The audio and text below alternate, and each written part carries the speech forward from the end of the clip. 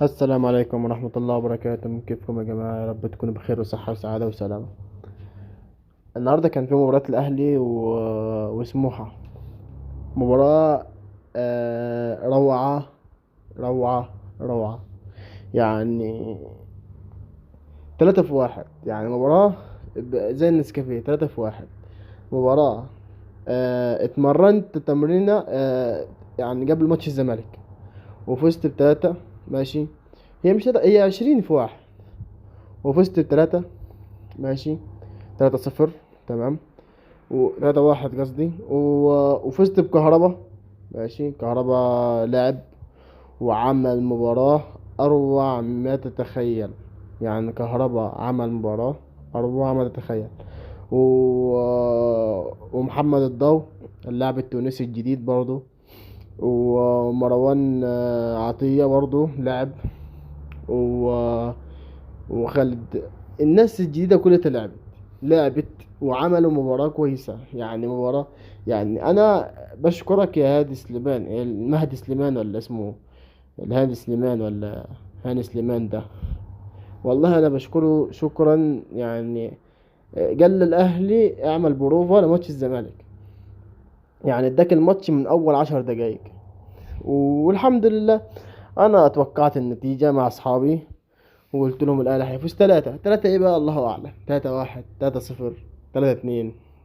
هو الاهلي فاز 3. ماليش دعوه 3 كام. انا قلت له الاهلي هيفوز 3. فالحمد لله على كل شيء. و... وخلاص يعني المباراة خلصت. ونبدأ بقى المباراة الجاية مباراة الزمالك يوم السبت إن شاء الله بتوقيت القاهرة الساعة 8 أو 8:30 عشان اتأجلت توقيت القاهرة. فمباراة مش عايزة إلا الفوز. يعني الفوز غير كده جماهير الأهلي مش هتوافق بأي حاجة تانية.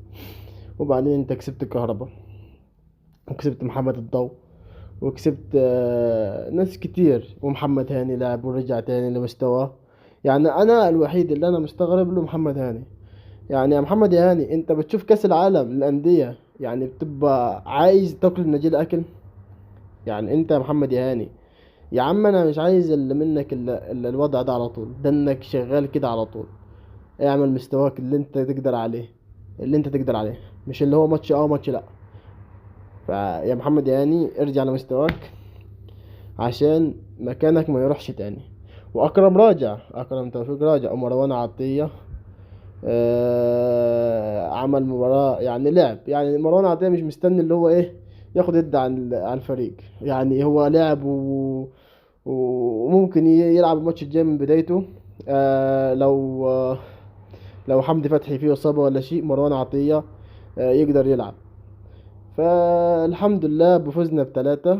وهنروح اللاعب بيراميدز المباراة اللي أنا مستنيها من زمن اللي أنا عشان خاطر آخد من بيراميدز بطولة. واستنونا الفيديو الجاي وسلام. ومتنسيش اشتراك في القناة. سلام.